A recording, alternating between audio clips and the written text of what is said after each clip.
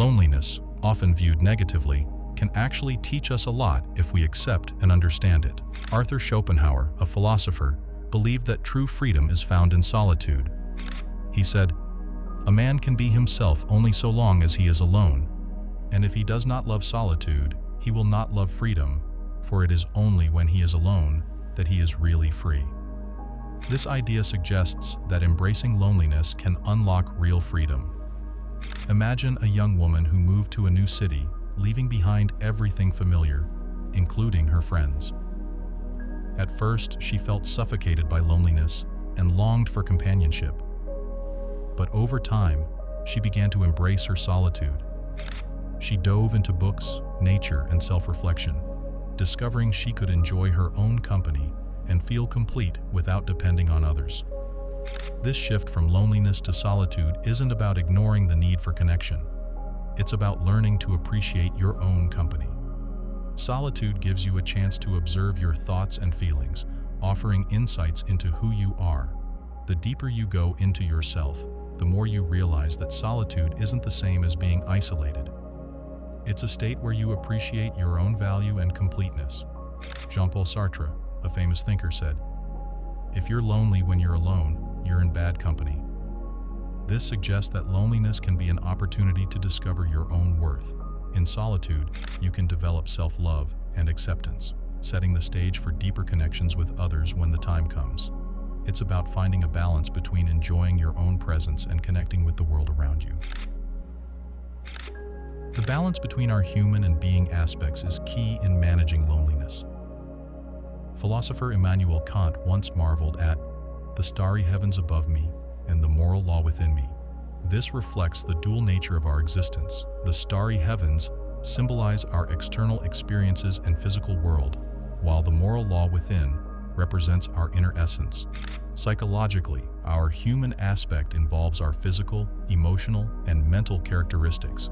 It's how we interact with the world, including our desires, needs, and relationships. Loneliness often stems from focusing too much on this human aspect, seeking external validation to fill the voids we perceive.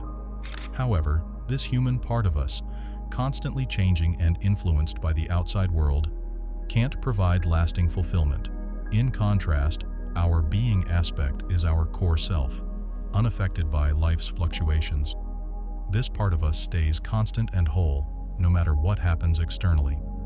To manage loneliness, we need to recognize and nurture this being aspect, as it offers a deep sense of inner wholeness. When we tap into our being, we rely less on external validation for happiness. The key is to harmonize these two aspects. It's not about rejecting our human experiences, but rather embracing them while staying grounded in our essential being. This approach lets us interact with the world genuinely, without losing connection with our inner selves. By accepting both aspects of ourselves, we can better handle loneliness, appreciating the value of solitude while still enjoying meaningful relationships with others. Building on balancing our human and being aspects, let's explore how engaging in meaningful activities and relationships plays a role in managing loneliness. Our human side naturally seeks connections and interactions with the world. To strike this balance, we need to recognize the importance of both activities and relationships. Activities, especially when done mindfully, can open the door to being present in the moment. This could be through hobbies, creative endeavors, or even a meditative walk.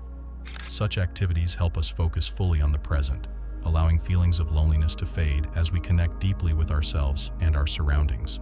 When we're absorbed in activities, our focus shifts from feelings of lack or loneliness to enjoying the experience itself. Similarly, relationships can provide a sense of connection and fulfillment. We are social beings by nature, and healthy relationships offer growth, support, and companionship. However, it's crucial to enter relationships mindfully, knowing that they should enhance, not define, our sense of self. When we form relationships from a place of inner completeness, they become a source of joy rather than a means to fill an emptiness. As we continue exploring how to manage loneliness, let's focus on the importance of being fully present in the moment. Philosopher Blaise Pascal once observed that humanity's problems stem from our inability to sit quietly alone. We often seek distractions or external stimuli to avoid facing our inner void, escaping the present moment. The power of being intensely present is a key tool in dealing with loneliness. Loneliness can worsen when we let our minds drift into past regrets or future worries. However, when we connect deeply with the present moment, we become less prone to these mental wanderings. This deep involvement means fully immersing ourselves in whatever we're doing, be it a routine task or a moment of introspection. To assess your level of presence, ask yourself these questions. Can you stay focused on the present without getting caught up in your mind's stories for extended periods? Do you have enough inner intensity to maintain your solitude, allowing you to connect with your deeper self? Loneliness often lessens when you achieve this heightened awareness. Motivation is also crucial for staying present. The drive to escape suffering or the knowledge that freedom from suffering is achievable can motivate you to awaken to the present. It's common for people to seek this level of intensity, mainly during significant challenges or pain. However, it's important to note that the intensity needed to manage loneliness can be intentionally developed, even during times of relative calm and satisfaction. In our exploration of managing loneliness, let's reflect on the profound teachings of the Buddha. Central to the Buddha's philosophy is the end of suffering. He taught that the path to liberation involves freeing oneself from suffering, focusing not just on achieving enlightenment or God realization. This idea particularly resonates with those ready to face their suffering and find inner peace. A story from the Buddha's life highlights this teaching. Once, a mother grieving her deceased child came to the Buddha, begging him to revive her child. The Buddha compassionately asked her to bring him a mustard seed from a house untouched by loss. The mother visited many homes, but each had experienced its own suffering. She returned to the Buddha, realizing that suffering is a universal human experience. This was the moment she began her journey toward acceptance and healing. This story illustrates the Buddha's message that suffering is an inherent part of being human. It's often the desire to ease suffering or the awareness that freedom from it is possible that drives people toward awakening. Whether you're deep in loneliness or comfortable in solitude, the Buddha's wisdom teaches us that life provides. In conclusion, managing loneliness is a personal journey, unique to each individual. The insights shared today highlight the need for the right intensity and motivation to embark on this path. Whether you're at peace in your solitude or seeking companionship, remember that life has its own rhythm. It provides opportunities for growth and self-discovery, unfolding in ways that are meant for our individual journeys.